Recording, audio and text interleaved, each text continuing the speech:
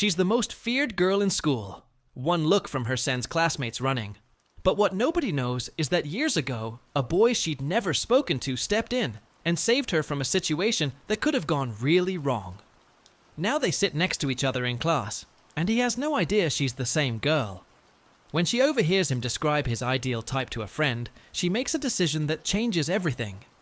And he still doesn't recognize her. Hondu Daiki is your average high school guy. No girlfriend, no ambitions, just vibing through life on autopilot. His buddy Shunya isn't about to let that slide though, and starts grilling him on what kind of girl he's into.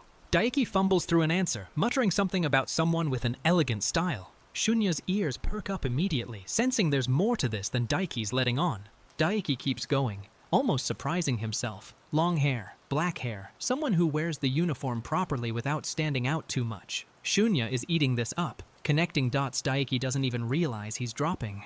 But before things can get too deep, Shunya has to bolt for club activities, leaving Daiki alone with a grin and a half-formed thought. The seed's been planted though, and Shunya knows exactly who fits that description. Meanwhile, Shimizu is having her own moment. A teacher is hounding her about dyeing her hair black, and she's not having it. She flat out refuses, declaring she's never changing her hair color.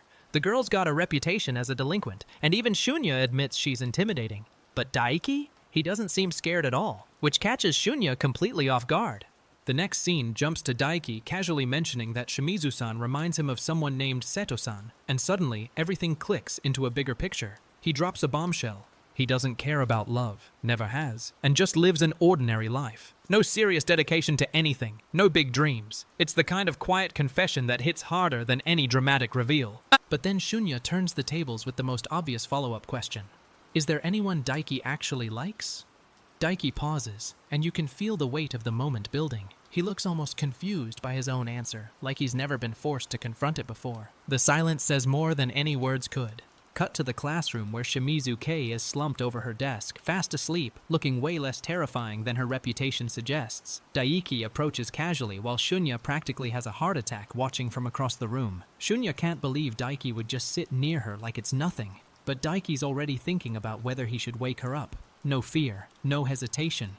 Shimizu-san is out cold, and Daiki tries calling her name with zero results. Shunya's commentary from the sidelines is pure comedy gold, asking how Daiki can just exist near her so calmly. Daiki's genuinely unbothered though, treating her like any other classmate. It's this exact clueless bravery that's about to change everything. The next day arrives, and Daiki notices Shimizu-san is running late, which is unusual enough to catch his attention. Then she walks in and the entire classroom freezes. Something about her is different. Classmates are whispering, avoiding eye contact, practically trembling. The dramatic entrance energy is cranked up to 11, and Daiki's the only one who doesn't flinch. Shimizu walks in with jet black hair, and the revelation hits like a truck. She actually dyed it.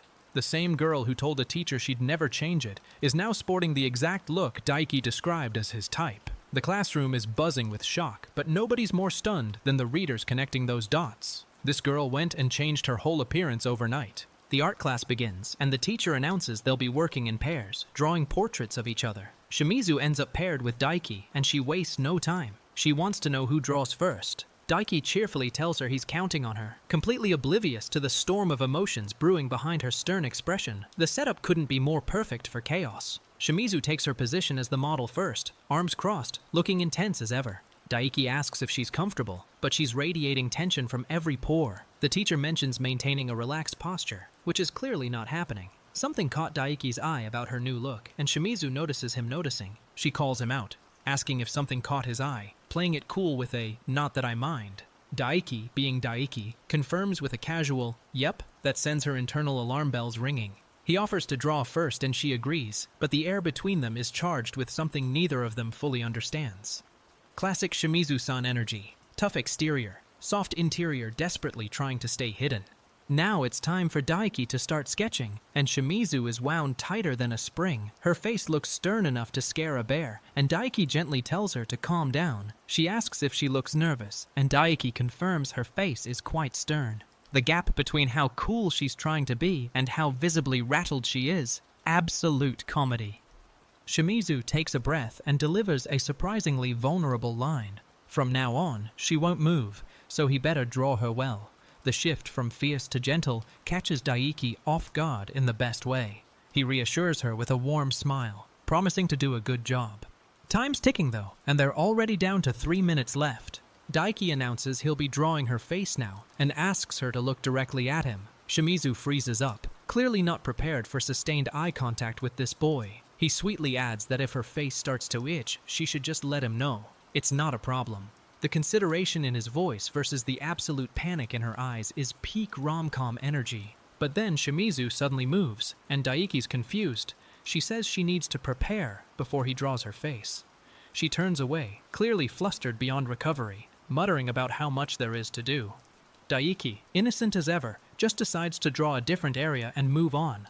The misunderstanding potential here is astronomical, and that's exactly when things go sideways. Shimizu catches Daiki's eyes drifting below her face and absolutely loses it. She demands to know where he thinks he's staring, and poor Daiki stammers out, "A bit below the face."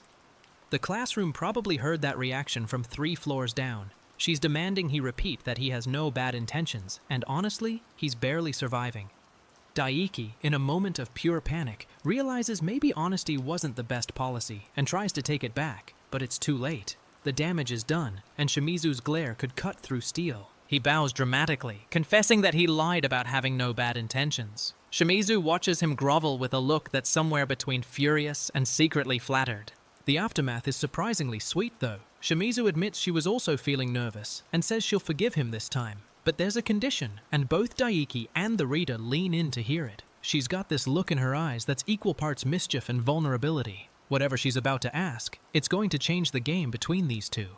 Daiki finally works up the courage to ask Shimizu why she chose to dye her hair black, revealing this is the first time he's ever brought it up. She's caught off guard. She thought he hadn't even noticed the change. He admits he's been enjoying their conversation, which makes her fluster all over again. She snaps at him to just draw already, but that smile she's hiding says everything her words won't. Shimizu shows Daiki her finished portrait of him, and she's hiding behind the sketch pad, like her life depends on it. She tells him not to look at her so seriously, peeking over the edge with those nervous eyes. Daiki asks if he should face a certain direction, and she short-circuits, blurting out, "Look at me," then immediately correcting to, "Wait, don't look." The contradiction is so pure, it hurts. Daiki's genuinely confused now, asking if the drawing looks bad since she seems so flustered. Shimizu fires back that she just drew what she saw, which only raises more questions. The rest period ends and it's time to swap. Now Daiki's the model, and Shimizu picks up the sketch pad. He offers to take a particular pose, and she just stares at him, completely frozen. Shimizu has a question about Daiki's drawing, and she wants to see it up close. He hands it over and she studies it carefully. Anyone who sees it would recognize her immediately, which means he actually drew her well. But then she zeroes in on one specific detail that catches her off guard. She asks about the thin lines he drew on her face, and the vulnerability in that question is almost heartbreaking. Shimizu tells him to keep drawing since they're short on time, brushing past whatever emotion just surfaced. She sits there with her arms crossed, looking softer than usual, and Daiki notices the shift. He thinks to himself that she seems more at ease now, which is a small victory in itself. When it's all done, he thanks her for modeling, and she quietly says it was nothing. The conversation drifts to cooking, and Daiki casually mentions he often cooks on his own at home. His sister never helps with chores, so he wishes he could cook with someone else sometime. Shimizu's ears perk up at this, and you can practically see the gears turning in her head. She starts furiously tapping on her phone, clearly filing this information away for later. Daiki keeps going, daydreaming out loud about how nice it would be to get a handmade lunch from someone he likes. Shunya jumps in, calling it every high schooler's dream, getting way more hyped than Daiki expected. The boys are bonding over the fantasy of homemade food when Shimizu overhears everything from nearby. The look on her face says she's already planning something. Then comes the bombshell. They have cooking class tomorrow, and Shimizu is in Daiki's group. Shunya can't believe it, noting he's never seen Shimizu attend cooking class before. Daiki mentions it casually like it's no big deal, but the implication is massive. The girl who skips every cooking class suddenly decides to show up the day after hearing Daiki talk about wanting to cook with someone. The next day arrives and cooking class begins. They're making sautéed vegetables, splitting into groups with assigned roles. The classroom door slides open, and Shimizu K walks in, sending shockwaves through the entire room. Classmates are whispering about how she's never come to this class before, wondering why today of all days. Daiki just lights up and calls out to her like it's the most natural thing in the world. Daiki greets Shimizu with a warm smile, tells her the apron looks good on her, and announces they're in the same group. The compliment catches her completely off guard. She freezes mid-step with her eyes wide. He cheerfully says, "Let's do their best together," completely unaware he just delivered a critical hit. She volunteers to cut the ingredients alone, and the teacher asks if she's sure about handling it solo. Shimizu offers to help Daiki with the cutting since it'll go faster working together. She frames it practically. If she doesn't help, people will say she didn't do anything, but the real reason is written all over her face. Daiki happily accepts the offer and asks if she likes cooking. The classmates watching from the sidelines are in absolute disbelief at how casually these two are interacting. The recipe calls for sautéed vegetables, and Shimizu announces she was planning to cut the cabbage into small strips. Daiki gently points out that might not be quite right for this dish. It shouldn't be tiny. He mentions cutting the cabbage in half first to make it more stable, offering to demonstrate. Shimizu watches him with genuine curiosity, and for once she's the student instead of the intimidator. Daiki finishes his part and encourages Shimizu to take over, reminding her to keep her left hand curled like a cat's paw for safety. She's confused by the term, so he enthusiastically demonstrates the grip. It's the most animated he's been all chapter. Shimizu stares at his little cat paw demonstration, and something in her expression softens completely. She was so surprised by his energy that she forgot to mention the technique earlier. Shimizu acknowledges cooking in front of people makes her nervous, and Daiki understands immediately without making it weird. He tells her to take her time and feel free to ask questions whenever she needs. She confirms she's okay now and ready to continue, so he steps back to let her work. But the second he looks away, she raises the knife in the most terrifying grip imaginable.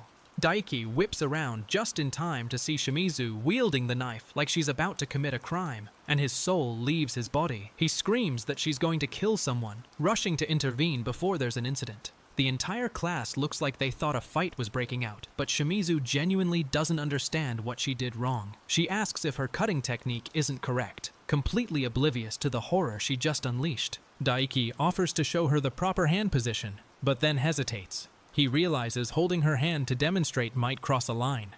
He thinks she probably doesn't like being touched, so he apologizes in advance for potentially making her uncomfortable. But Shimizu looks at him with those quiet eyes and says it's okay. She tells him he can take her hand and teach her, and the weight of that permission hangs in the air. Shimizu asks Daiki to lower the knife for a moment, and when he does, she has a confession to make. She admits she was nervous this whole time, and that's why she was holding the knife so strangely. The reveal is both hilarious and endearing. This tough, intimidating girl has been white-knuckling a kitchen knife out of pure anxiety. She declares she always holds it that way, like that somehow makes it better. The look on Shimizu's face is pure vulnerability, eyes shining, asking Daiki if he really thinks she can do this. He doesn't hesitate for a second, telling her to count on him with the most genuine smile. She stammers out a nervous agreement, and you can see the trust building between them in real time. Daiki thinks to himself that leaving her alone would be cruel, even though he's honestly worried. Shimizu's eyes go wide when she asks if anyone in the group lost something, scanning the cooking station like a hawk. She's clearly trying to be helpful, but the intensity of her gaze is scaring everyone at the counter. Daiki checks in, asking if she's putting too much pressure on herself, while she mutters that something feels wrong. The gap between her effort and her execution is comedy gold that just keeps delivering. Daiki rallies the team spirit, cheerfully declaring they should work together and have fun with it. Shimizu responds with a quiet but determined agreement, and for a moment the tension melts away. He tells her it would be cruel to leave her struggling alone, and there's something in his voice that goes beyond cooking class. The other students are stunned watching the scariest girl in school take cooking advice from the most unassuming guy in class. The chapter closes on a beautiful shot of Shimizu walking home alone, her long black hair flowing behind her as she hums to herself. The narration reveals that the day she dyed her hair black, the day she received a compliment about it, was the day Daiki's routine began to shift. Everything that felt ordinary about his life is quietly rearranging itself around this one girl. And she doesn't even know she's the reason yet. Shimizu apologizes for the trouble she's causing, looking genuinely defeated standing next to Daiki at the cutting board. But Daiki doesn't even flinch. He tells her not to worry, that nothing is perfect right away. He walks her through it step by step, showing her where to place the blade, and reminding her to keep her hand curled like a cat's paw. The patience in his voice is the kind of thing that rewires a person's entire opinion of someone. Daiki leans in close to demonstrate the cutting technique, and the proximity alone is enough to short-circuit Shimizu's brain.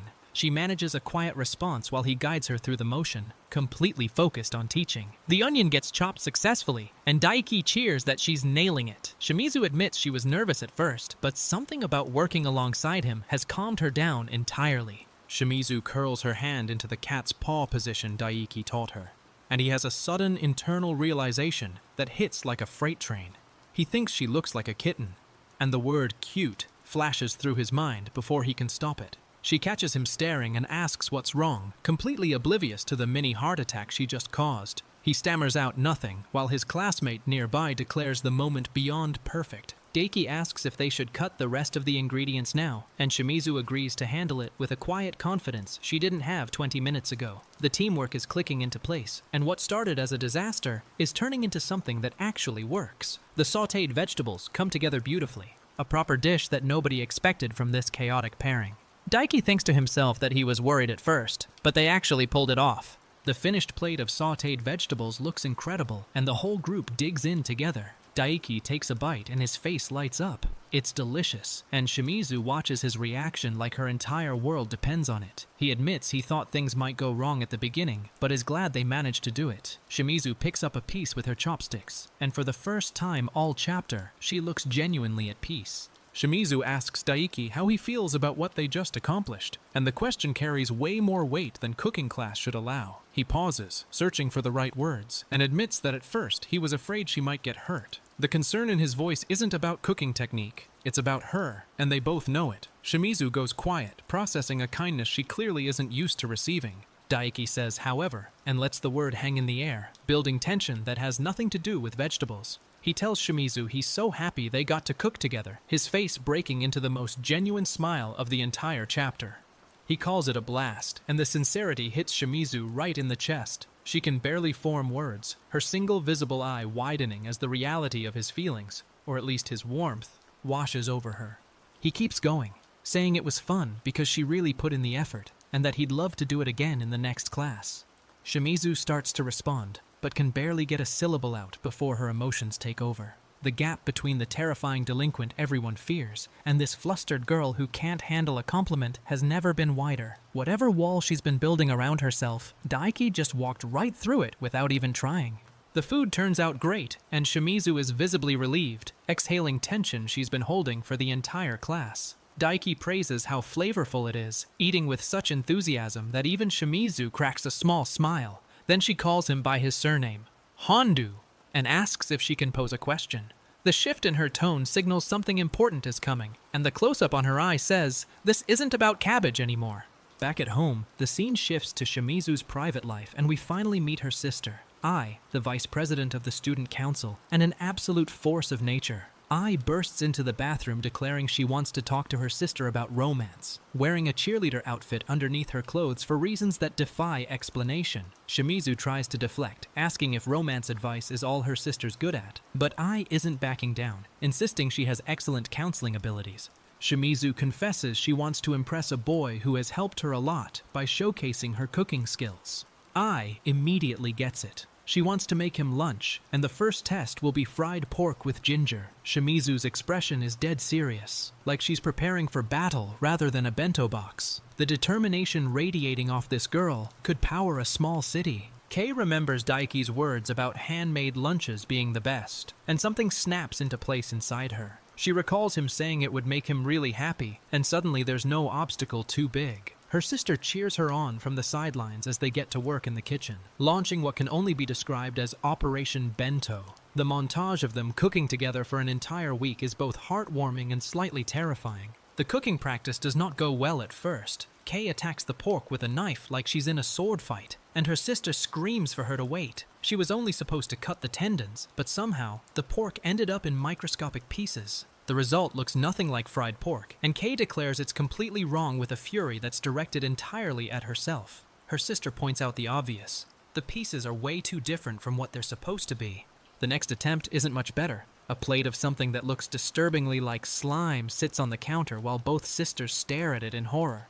Kei mumbles that she messed up a bit, and her sister's response of just a bit says everything.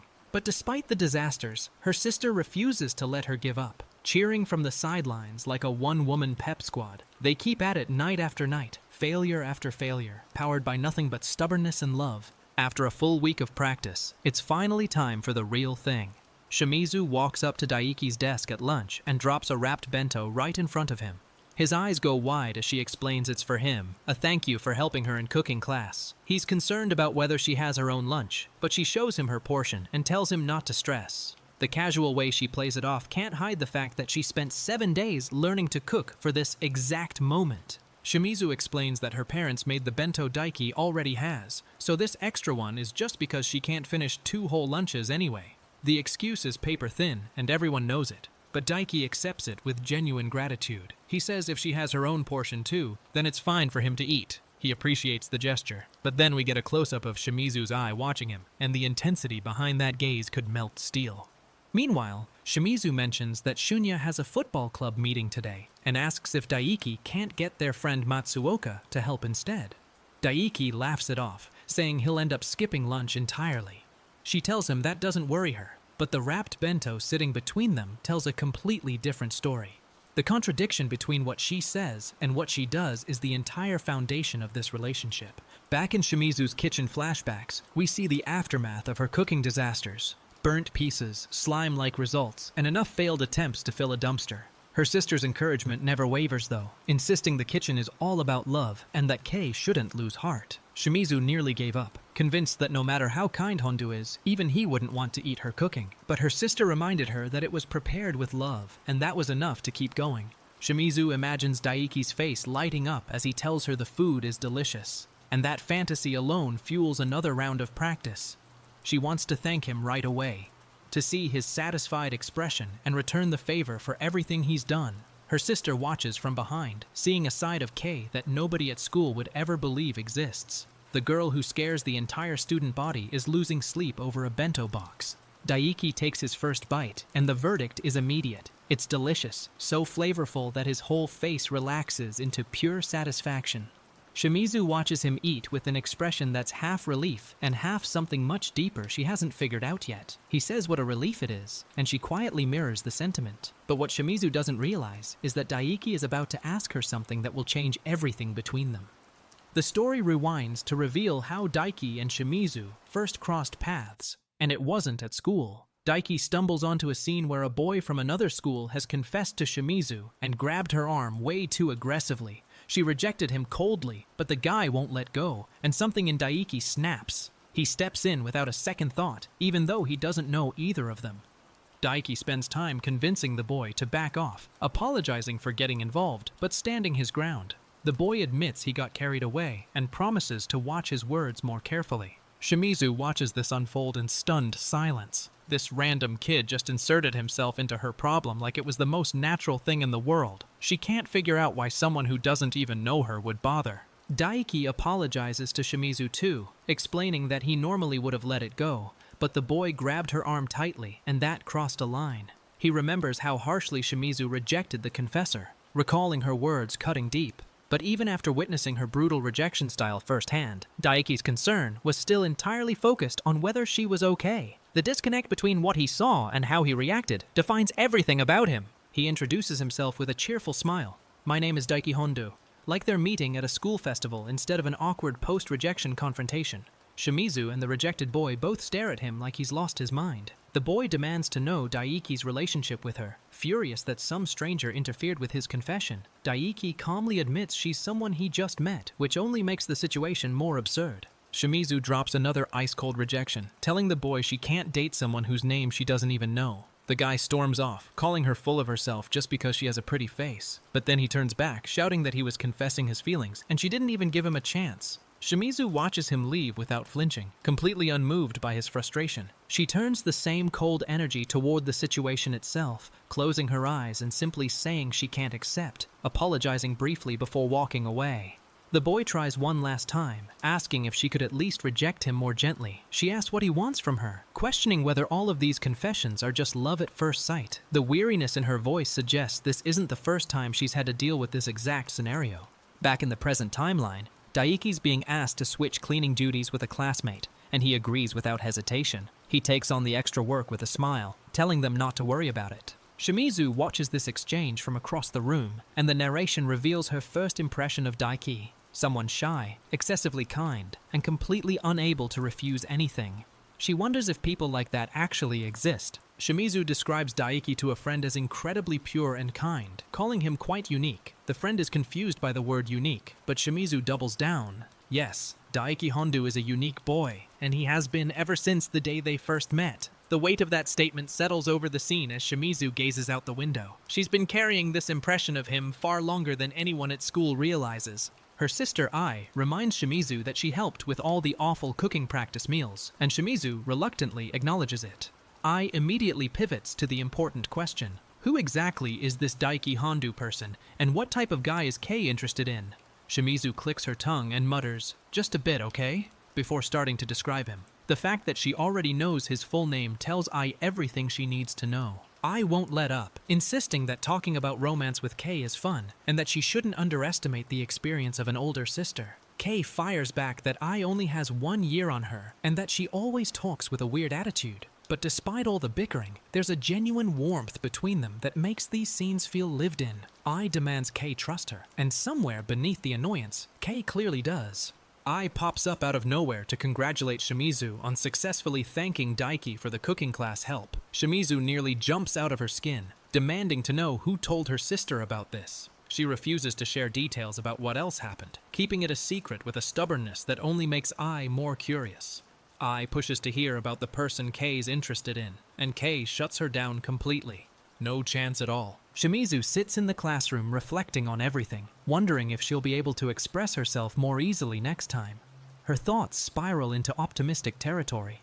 Will they get closer? Will he request a bento from her every day? Will things keep moving forward? She imagines a future where she can thank him the same way she did today, and the hopefulness radiating off her is almost painful. As long as everything stays on track, she tells herself, it'll all work out. The chapter opens on Shimizu studying a beginner's recipe book. Still not satisfied with her bento results, she's determined to try again. Next time, both the appearance and the taste will surprise him with perfection. Her sister cheers in the background while Shimizu holds up a ladle like a weapon of culinary war. Then Daiki appears at school, beaming, telling her the bento was unbelievably tasty, and Shimizu short-circuits on the spot. Shimizu tells Daiki he doesn't need to thank her, insisting the lunch was prepared on a whim and it's nothing special.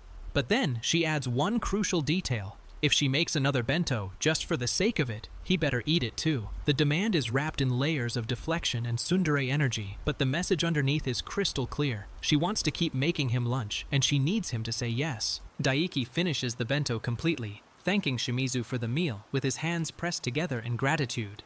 He asks to return the bento box after washing it, and she agrees, reminding him the lunch was just a gesture of gratitude for cooking class. But then she adds, one more thing, and the tension spikes immediately. Whatever she's about to say has been building for chapters. Shimizu insists she prepared the lunch on a whim and that he shouldn't read into it. Daiki gently pushes back, noting that she seemed a bit down the past few days, but looks happier today. He connects the dots. Her mood shift is related to the lunch she made. The observation catches Shimizu completely off guard, because it means he's been watching her closely enough to notice her emotional state changing day by day. Shimizu is reeling internally. He paid such close attention to her that he figured out the bento's significance without being told. She asks herself whether it's really okay for him to eat the lunch she put so much effort into making. The words she wants to say echo in her mind. I cooked it because I wanted you to eat it, and I'm so happy you got to eat it. But she can't bring herself to say either one, whispering that it's too embarrassing. Daiki casually explains why he knew Shimizu made it herself. She asked if he thought it was bad, which gave away that she was the chef. He points out that if she hadn't said that, he never would have connected her to the bento. Shimizu's eyes go wide with the realization that she accidentally exposed herself. The irony is devastating. Her own insecurity about her cooking is what revealed her secret. Shimizu panics internally, wondering if Daiki noticed anything unusual about the food, specifically the pork with ginger she practiced for a week. She asks if he added any special seasoning, and he looks confused. He admits he likes roasted ginger and gets emotional when he eats it, which is why he can't give her a straight answer about the taste. Shimizu spirals into despair, wondering if love itself is just the flavor of disappointment. Daiki starts eating the bento right in front of Shimizu, completely unbothered, and she watches him like a hawk from across the desk. She's stunned that he's eating so casually, wondering if it's even safe, if he's going to be okay.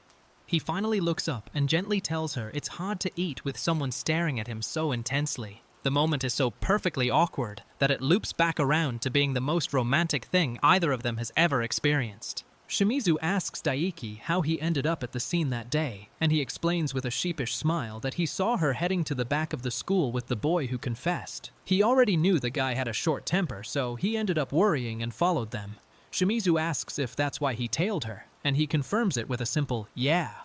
The casualness of his concern, like worrying about a stranger, was just something he did. Hits different now that she knows him.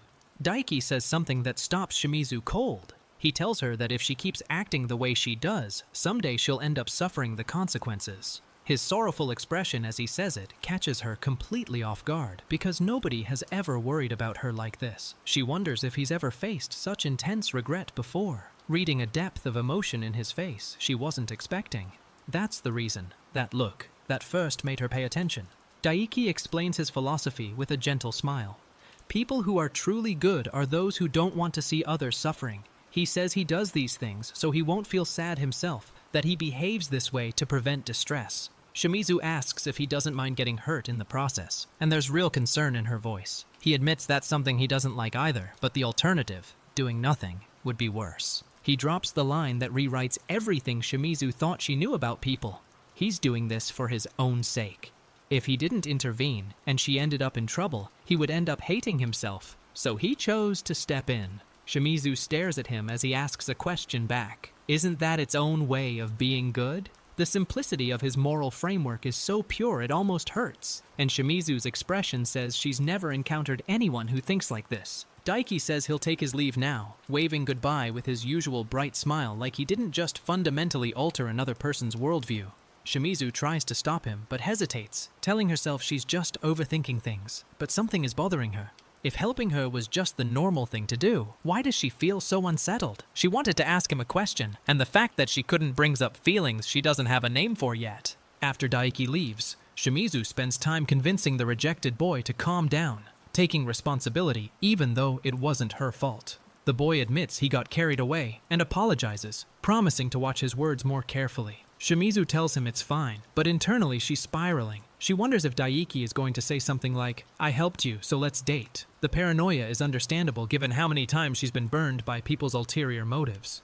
Back at school, Daiki is being asked to switch cleaning duties again, immediately agreeing without complaint. His classmate thanks him and promises to make it up later, while Daiki cheerfully says he'll handle everything. Shimizu watches this from a distance, and the narration reveals her impression of this boy she rarely interacted with. Someone shy and excessively kind, who couldn't refuse anything. She genuinely wonders if people like that exist. Shimizu describes Daiki to a friend as incredibly pure and kind, calling him quite unique. Her friend repeats unique with confusion, but Shimizu doubles down. Yes, Daiki Hondu is a unique boy, and has been ever since they first met. The narration confirms this goes back to their middle school encounter, long before they were even classmates. She's been carrying this impression of him like a secret for years. Ai cheerfully reminds Shimizu that she ate all of Kei's terrible practice meals, expecting some gratitude in return. She immediately pivots to demanding details about Daiki Hondu, and Shimizu is floored that Ai already knows his name. Kei reluctantly agrees to share just a little bit, and the dynamic between these sisters is the perfect blend of annoying and wholesome. Ai is living vicariously through her little sister's crush and loving every second of it.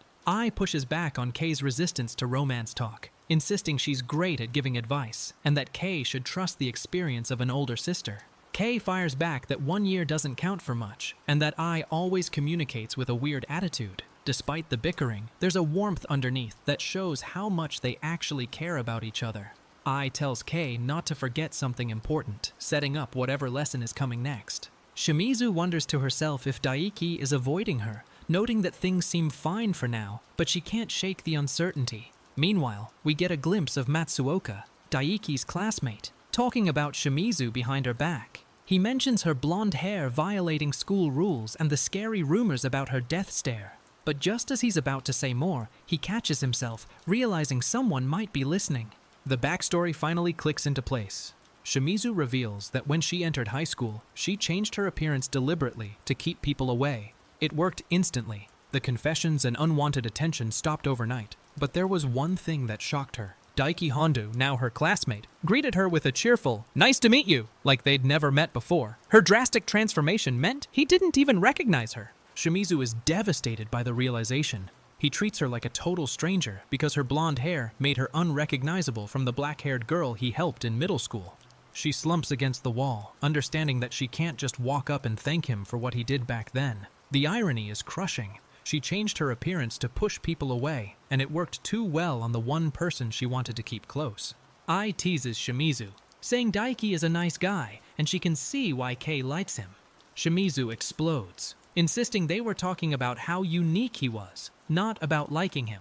Ai just laughs, suggesting that maybe Kei should try a different method to express her gratitude besides cooking. Shimizu tells her to be quiet, but the seed has been planted, and both sisters know the bento strategy isn't enough anymore. Shimizu reflects that during their first encounter, she was unable to say a single word of thanks, and it's been troubling her for a long time. She wants to get things right now, but she wonders if Daiki has already forgotten about that day entirely. The weight of unspoken gratitude sits heavy on her, and her sister watches from behind, seeing the conflict written all over Kei's face. This isn't just about saying thank you anymore. It's about being seen.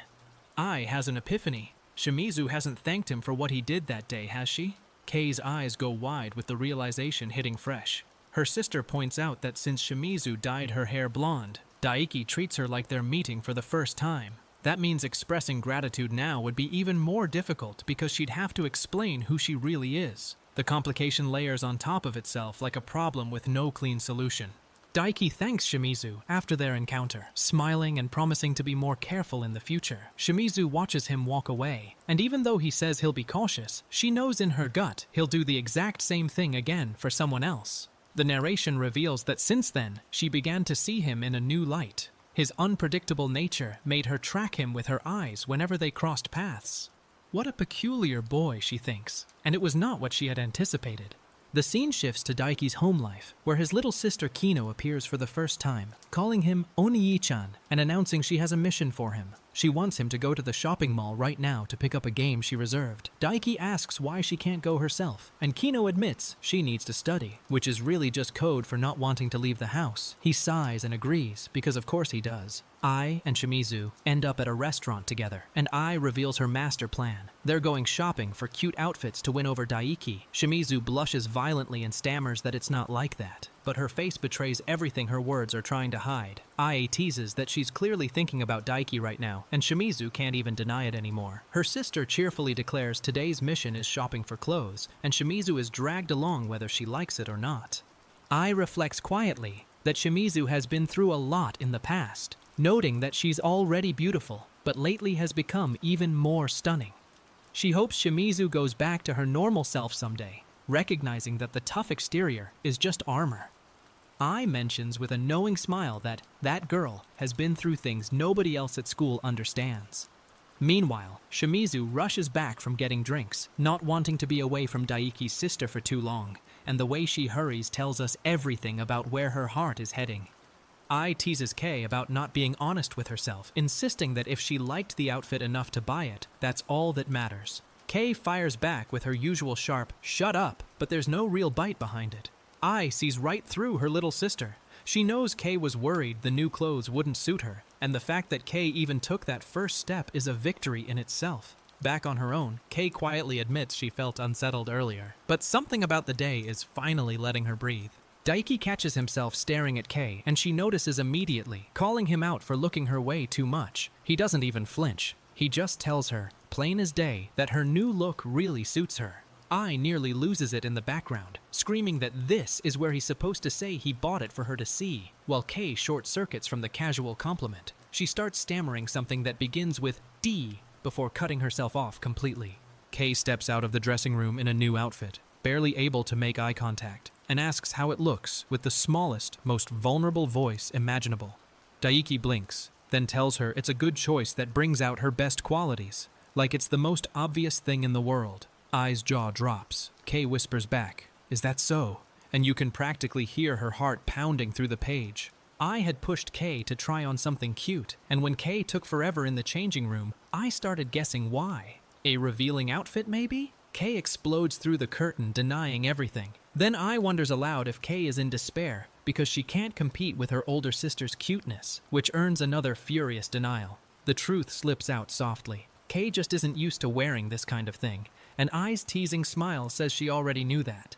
Kei emerges in the outfit, and the entire mood shifts. She's standing there looking absolutely stunning, radiating an aura of silent intensity that fills half the page. Ai jumps on the moment and asks Daiki directly if he likes this style, and poor Shimizu is fuming in the background. Daiki answers that he likes girly styles, but modest ones are nice too, and Ai files that intel away like a battlefield commander planning her next move. Daiki suggests that it might be good for Kei to change up her style sometimes, like when she's not with him or her sister, just as a change of pace. Kei absorbs this quietly, her expression softening in a way she'd never let anyone see on purpose.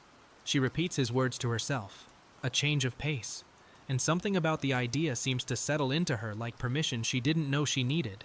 Meanwhile, Daiki catches himself thinking that maybe he should approach some things more casually too.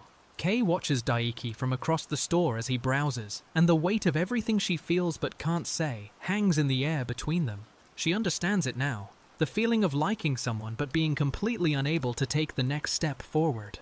Daiki turns to her and says he's good for today on clothes, then asks if she wants anything, and she just stares at him like he's speaking a foreign language. The gap between what she wants to say and what she can say has never felt wider. Ai holds up 2 outfits with maximum enthusiasm, declaring that both would look amazing on Kei. Kei immediately shoots down the frilly one, insisting it doesn't suit her at all. Ai pouts and tells her to just pick something herself then, so Kei reluctantly grabs something and heads for the fitting room. The sisters' dynamic is pure comedy gold. Ai pushing boundaries and Kei drawing lines that keep getting redrawn. Daiki notices that Shimizu is wearing pants again today and casually asks if she hates skirts. She hesitates, saying it's not that she's uninterested, but trails off mid-sentence before catching herself. She quickly pivots. Never mind. But it's too late, because Daiki has already picked up on something.